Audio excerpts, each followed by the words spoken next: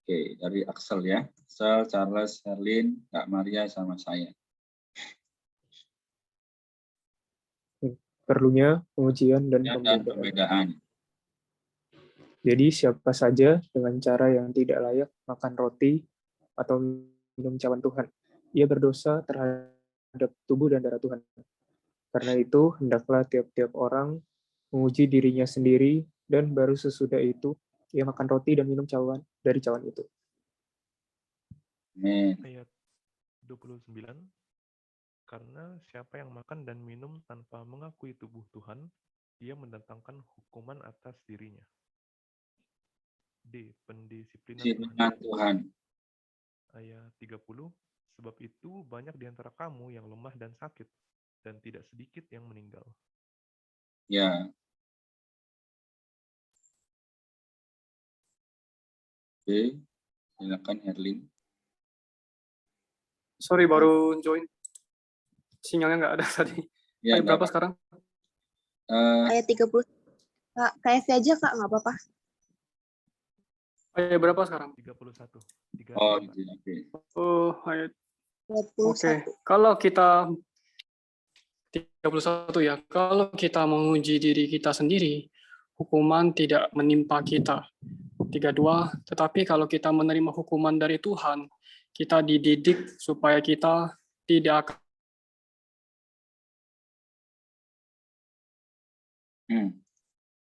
Amin. Amin.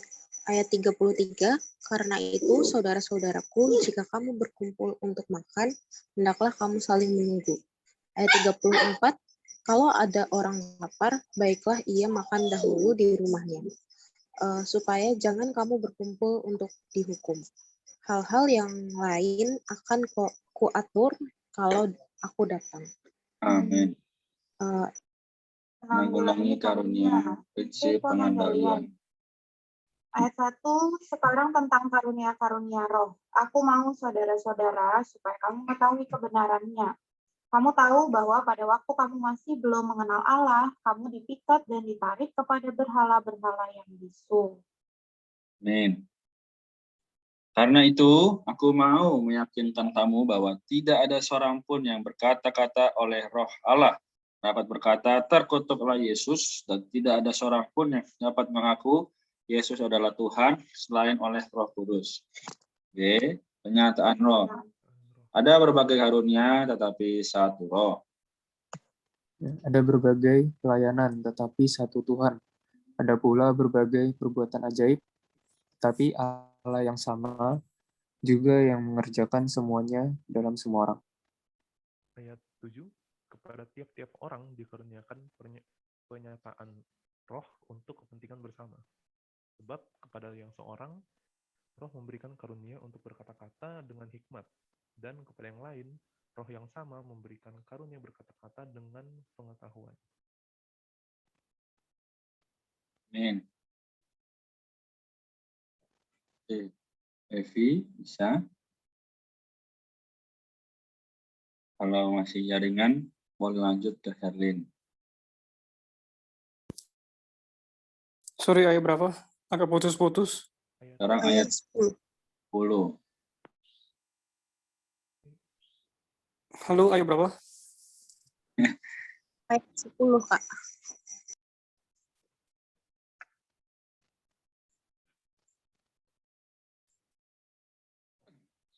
Kepada yang seorang, roh memberi kuasa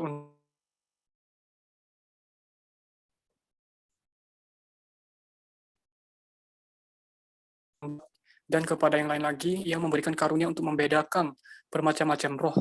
Yang memberikan karunia untuk berkata-kata dengan bahasa lidah, dan kepada yang lain ia memberikan karunia untuk menafsirkan bahasa lidah itu. Tetapi semua ini dikerjakan oleh roh yang satu dan yang sama, yang memberikan karunia kepada tiap-tiap orang secara khusus, seperti yang dikehendakinya. Amin.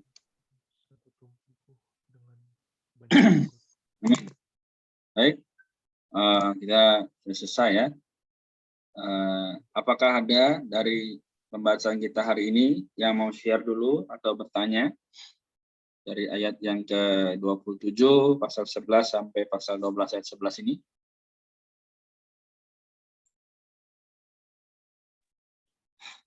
Oke, baik. Berarti kalau belum ada, saya akan share sedikit dulu ya. Saya buka, nanti teman-teman boleh lanjutkan ya dengan share atau tanya gitu ya. Baik. Jadi puji Tuhan, dari ke pembacaan kita dari ayat 27 ya. Bagaimana Rasul Paulus ya kembali juga mengingatkan dan menerangkan kepada kita bahwa siapa saja dengan cara yang tidak layak makan roti atau minum cawan Tuhan, ia berdosa terhadap tubuh dan darah Tuhan. Oke, bukan hanya itu saja, tetapi bukan hanya sekedar berdosa, tetapi dilihat ayat 29 ya.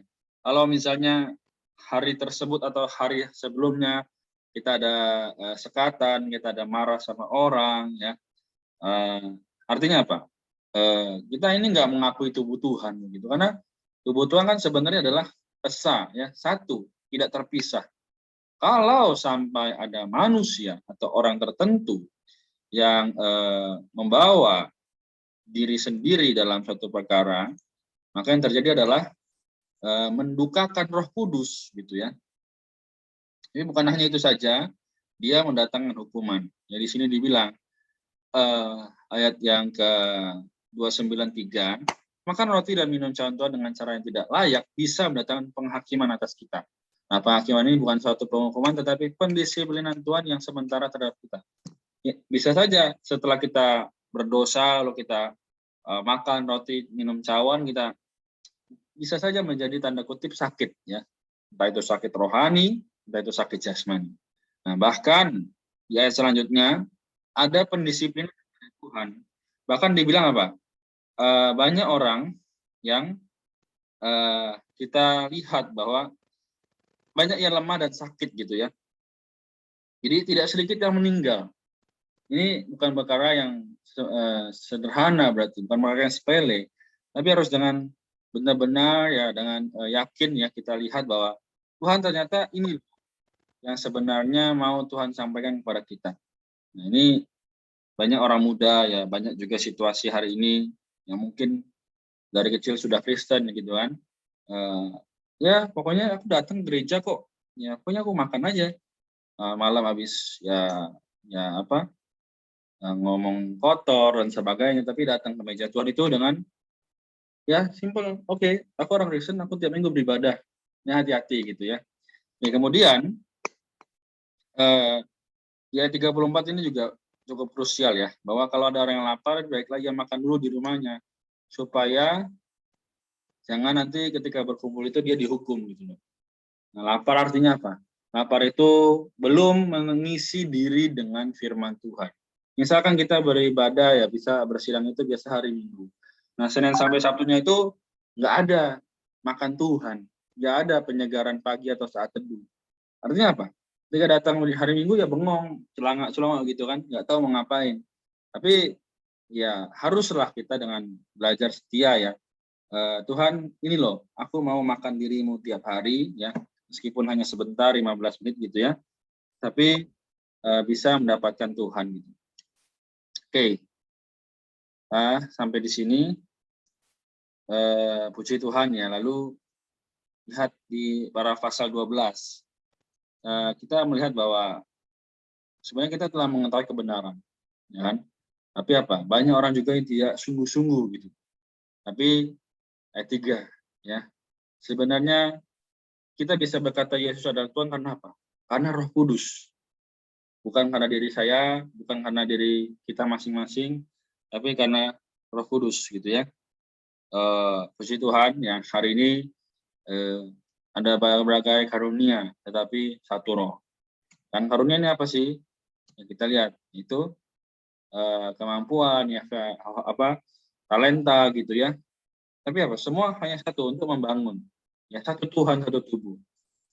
Amin. Jadi biarlah malam ini kita juga bisa mengambil satu kesimpulan, yaitu apapun yang kita kerjakan sungguh-sungguh, kita kerjakan untuk mendapatkan Tuhan, kita juga bisa jadi orang muda yang mempersaksikan Tuhan siapapun dan kemanapun kita pergi. Baik, jadi mungkin itu saja yang bisa saya bagikan. Nanti kalau ada tambahan, mungkin saya akan coba tambahkan. Baik, puji Tuhan. Ada yang lain yang mau berbagi atau bertanya begitu? Silakan. Ada Marta, Charles, Herlin, dan Evi, dan Maria.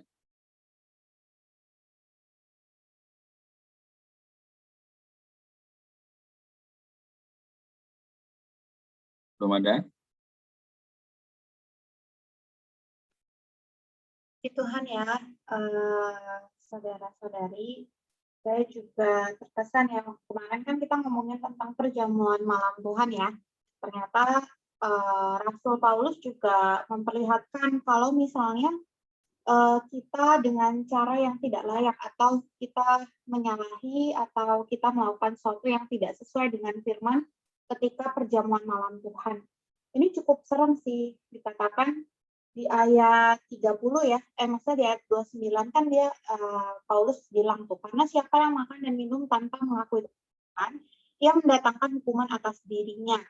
Nah, sebenarnya di ayat 30 itu sebenarnya adalah hasil dari orang-orang yang tidak dengan hati yang murni, dengan datang dengan sikap yang tidak tepat, datang ke meja Tuhan itu banyak yang lemah dan sakit dan tidak sedikit yang meninggal. Jadi pada saat itu ketika orang-orang yang datang ke meja Tuhan ya, perjamuan malam Tuhan dengan sikap yang tidak layak, mencari kepentingan sendiri, ngeri ya, maksudnya mereka bisa jadi lemah, bisa jadi sakit, bahkan ada yang meninggal. Oleh karena itu Rasul Paulus bilang kita perlu menguji diri kita sendiri ya, karena siapa yang dengan tidak layak datang ke meja Tuhan ya, dia akan menerima sakit ya, baik jasmani maupun rohani. Nah, karena itu kita perlu berjaga-jaga ya, ketika kita datang ke meja Tuhan, kita mengingat Dia, kita dengan sikap yang layak atau enggak. Jangan-jangan kita datang ke meja Tuhan ini ada motivasi yang lain. Ya, jadi ini sebagai satu peringatan juga sih. Di pasal 12, aku terkesan ya bahwa di dalam perjamuan malam Tuhan pun setiap orang itu punya karunia ya. Ada karunia mukjizat ya, penyembuhan, perbuatan ajaib, ada yang berkata-kata dengan hikmat, dan yang terakhir juga ada yang berkata-kata dengan bahasa roh, juga ada yang bisa menafsirkan. Tapi sebenarnya semuanya ini adalah untuk semua anggota tubuh. Artinya apa? Artinya setiap orang bisa mempersembahkan ya berbagai karunia di dalam perjamuan malam Tuhan, tetapi tujuannya cuma satu, yaitu untuk memuliakan Tuhan, di awal lagi untuk mengingat Dia, juga memberitakan kematian dan kebangkitan Tuhan. Nggak ada yang lain selain itu. Nah, hari ini mungkin ketika kita datang ke sidang ya, kita datang ke pertemuan ibadah, kita mungkin bisa memuji Tuhan, buka mulut, bernyanyi ya, dan juga ada yang sharing kayak malam hari ini sharing, tapi tujuannya ini kan bukan karena kita pengen dilihat orang, atau bukan karena kita pengen dipuji orang, tapi tujuannya adalah kita saling saling menguatkan ya, saling menguatkan. Dan pada saat kita melakukan hal ini, kita itu sedang membangun tubuh ya, kita sedang mengingat Dia ya, karena ketika kita datang kepada firman, otomatis kita ingat sama Tuhan. Nah, hari ini sebenarnya bukan seberapa hebat kita punya karunia, tapi seberapa banyak kita punya karunia, itulah yang harus kita persembahkan kepada Tuhan. Nah, sayangnya gereja di Korintus ini banyak nih yang bisa ngomong, bahkan banyak yang bisa berbahasa lidah, tapi ternyata mereka melakukan hal itu bukan untuk orang lain, bukan untuk membangun tubuh, bukan untuk mengingat Tuhan, tapi untuk diri mereka sendiri. Nah, oleh karena itu, akhirnya Tuhan mendisiplinkan ya, balik lagi ke ayat awal itu, bahwa banyak yang lemah, banyak yang sakit, banyak juga yang nggak sedikit juga yang meninggal. Nah, hari ini mungkin kita lihat di dalam kehidupan kita sehari-hari, nggak ada yang langsung kayak pada saat itu, misalnya ya, amit-amit nih kayak menghina meja Tuhan, terus pada saat itu meninggal, enggak. Mungkin bisa jadi mereka bukan meninggal secara jasmani, tapi mati secara rohani. Ini artinya apa? Artinya roh mereka menjadi lembam, mereka jadi malas datang ke hadapan Tuhan, mereka mudah tersandung sama orang lain dan lain sebagainya. Nah, ini adalah gejala, tanda kutip gejala bagaimana kita dengan tidak layak datang menghampiri meja Tuhan. Nah, oleh karena itu aku juga terdorong nih, supaya karunia apapun yang kita punya, yang aku punya ini adalah untuk mengingat Dia, juga memberitakan kematian dan kebangkitan Tuhan. Juga kembali mendorong aku juga sendiri ya, ketika aku datang kepada meja Tuhan, datang kepada perjamuan kudus ini, perlu memiliki hati yang murni ya, perlu memiliki sikap yang layak, sehingga bukan hanya satu sisi bukan hanya menghindari pendisiplinan Tuhan, tapi di sisi lain memang menikmati apa yang sudah Tuhan dirikan sejak semula. Ya, semoga teman-teman juga semakin jelas terhadap perjamuan malam Tuhan, juga semakin jelas sebenarnya karunia ini tuh buat apa dan karunia ini tuh apa aja. Amin. Amin. Puji Tuhan. Terima kasih Kak Maria. Ada lagi dari teman-teman lain? Sorry, kepencet. Aku juga menikmati firman yang pada malam hari ini ya. Bagaimana ternyata di dalam gereja itu ada satu pekerjaan yang tidak terlihat tetapi nyata gitu. Bagaimana tuh? Ini memperlihatkan bagaimana ada satu roh yang turut bekerja di dalam masing-masing diri manusia. Ya kan, rohnya yang bekerja di dalam diri manusia itu tidak terlihat, tetapi bagaimana pekerjaannya ternyata itu ya lewat karunia-karunia. Tetapi sayangnya ya banyak orang yang mereka seperti bingung gitu ya kalau ada karunia ini, karunia itu. Tetapi di sini ditegaskan lagi bahwa karunia-karunia ini memang banyak gitu ya, berbagai macam. Tetapi hanya ada satu roh. Dan ini juga adalah untuk kepentingan bersama.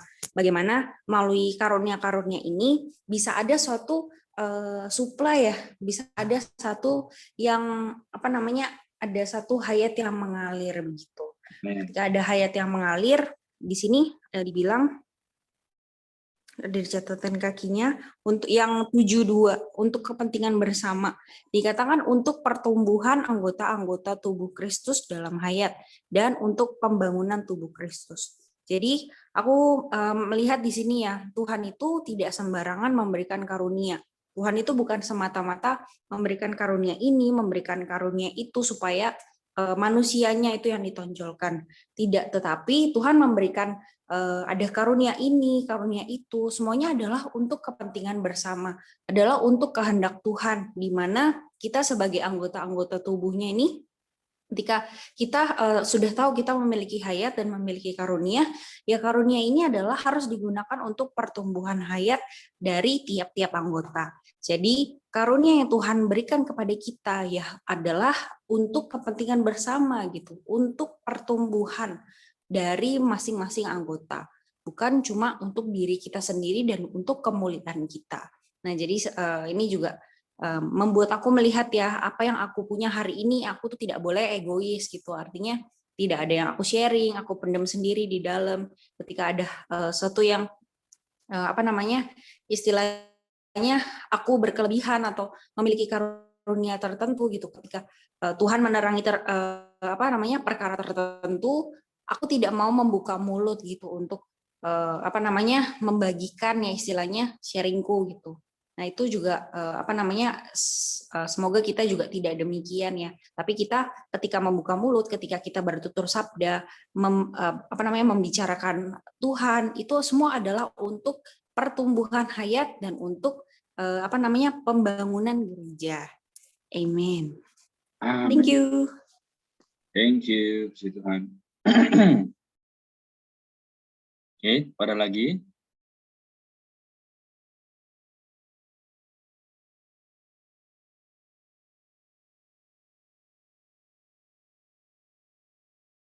Oke, aku ada di ayat 45 dan 6 ya. mengenai pernyataan roh itu. Nah, di situ bicara mengenai Allah Tritunggal sih. Di mana kan karunia ada berbagai macam, tetapi satu roh. Pelayanan juga berbagai. Ada berbagai pelayanan, tapi satu Tuhan. Juga ada berbagai perbuatan ajaib. Tapi ya kita punya Allah yang sama, yang mengerjakan semuanya dalam semua orang. Jadi ada kata dalam semua orang ya. Artinya Allah Tritunggal bergerak di dalam semua orang. Kalau kita cek catatan kakinya pasal 6, ya dibilang karunia adalah berdasarkan roh itu. Ministry dimulai oleh Tuhan dan bagi Tuhan. Dan perbuatan itu adalah berasal dari Allah. Jadi ketika hal ini saling berkaitan. Jadi buat apa ada karunia? Karunia tujuannya adalah untuk melaksanakan ministry bagi Tuhan, melayani Tuhan. Ketika kita melayani Tuhan, maka pergerakan Allah dinyatakan. Ini adalah Allah Tritunggal bergerak di dalam kita. Tujuannya adalah untuk apa? Adalah untuk membangun gereja. Itu tubuh Kristus sebagai ekspresi Allah. Itu adalah sasaran akhir dari kenapa ada karunia, ministry, dan juga ada perbuatan. Itu sih yang aku dapatkan. Maka itu ya hari ini kita tidak hanya terlalu berat memperhatikan, menekankan karunia saja. Bukan juga untuk kepentingan diri sendiri. Tapi juga aku kembali diingatkan bahwa semuanya ini yang apa yang aku punya, entah itu karunia, pelayanan, perbuatan ajaib atau apapun, semuanya adalah dari Allah dan juga adalah bagi pembangunan gereja untuk kepentingan bersama di ayat 7-nya. Amin. Itu saja. Makasih. Amen. Oke. Ada lagi yang mau tambahkan? Atau mau bertanya? Oke. Paling mau tanya aku Silakan. di ayat 31 tuh aku kurang paham maksudnya. Menguji diri kita sendiri. Aku udah baca catatan kaki juga masih nggak gitu paham. Oke.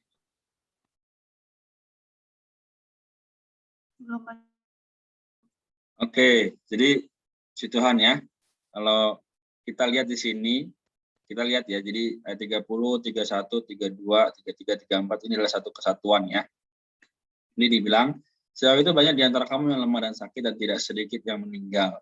Kalau kita menguji diri kita sendiri, hukuman tidak menimpa kita. Nah, tetapi kalau kita menerima hukuman dari Tuhan, kita dididik supaya kita tidak akan dihukum bersama-sama dengan dunia. Karena itu, saudaraku, jika kamu berkumpul untuk makan, hendaklah kamu saling menunggu. Kalau ada yang lapar, baiklah ia makan dahulu di rumahnya, supaya jangan kamu berkumpul dihukum. Hal-hal yang lain akan kuatur kalau aku datang. Artinya apa? Rasul Paulus menunjukkan di sini sebenarnya kita lihat nih, diri kita ini layak nggak sih ketika datang ke meja Tuhan, ke perjamuan Tuhan. Nah, sebenarnya juga kita sedang membicarakan mengenai kalau kita makan roti, minum cawan itu kan adalah perjamuan Tuhan ya. Dibilang perjamuan malam Tuhan. Nah, kita semua juga harus ingat bahwa ini adalah hari yang dibangun Tuhan sendiri, ya, yaitu ketika makan Paskah, ya. Jadi dengan murid-murid Tuhan Yesus didirikan hari itu, dan harus dilakukan sampai Tuhan datang kembali, ya kan. Nah, intinya untuk kita, Martha, Axel, Charles, Evi, Harlin, dan saya dan Maria, ya kita juga harus melihat bahwa inilah ketetapan yang telah Tuhan tetapkan. Nah, jadi hayat adalah juga sangat berkaitan dengan ini. Nah, hayat itu adalah apa? Diri Allah sendiri. Ya. Dia menjadi kita. Kita menjadi seperti dia. Nah, ayat 31 dibilang, kalau kita menguji diri kita sendiri, hukuman tidak menimpa kita. Apa artinya? Artinya adalah, misal, kita ini lihat hari Minggu adalah hari yang kudus. Maka setiap Senin sampai Sabtu, aku harus menguji diriku sendiri, menguruskan diriku sendiri, yaitu apa? Tiap hari makan, minum firman Tuhan. Ya meskipun ada kesibukan kuliah, kesibukannya tugas-tugas lain gitu. Tapi biarlah malam ini kita kembali disadarkan bahwa ini sudah hari apa? Hari Kamis, ya. Berarti sisa Jumat dan Sabtu. Kita harus menguji diri kita. Apakah Jumat dan Sabtu ini kita benar-benar hidup di hadapan Allah? Kalau benar-benar hidup di hadapan Allah, maka hukuman tidak akan menimpa.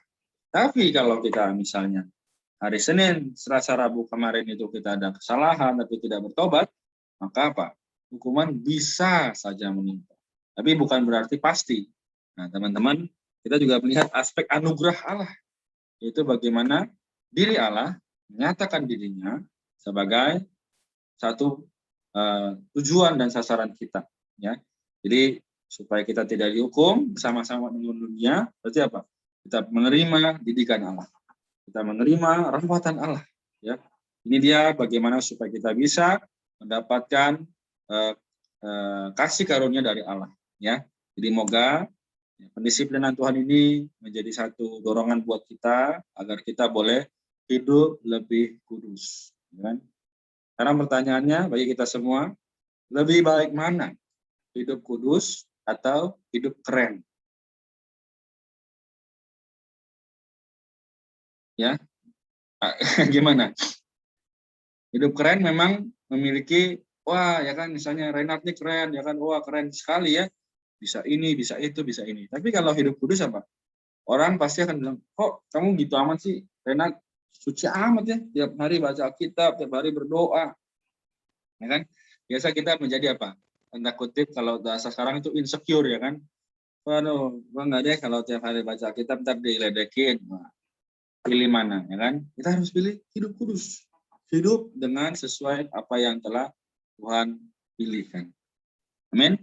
Jadi begitu maksudnya, kita harus menguji diri kita. Seperti membawa diri kita ini push ya, push ourselves to be holy, to be sanctified, gitu ya, dikuduskan. Amin. Puji Tuhan. Thank you. Ada lagi? Amin, thank you, Pak. Ya, sama-sama. Baik. Ya, jadi tadi dua perkara yang penting, yaitu hayat dan perjamuan malam Tuhan. Ya, hayat adalah apa?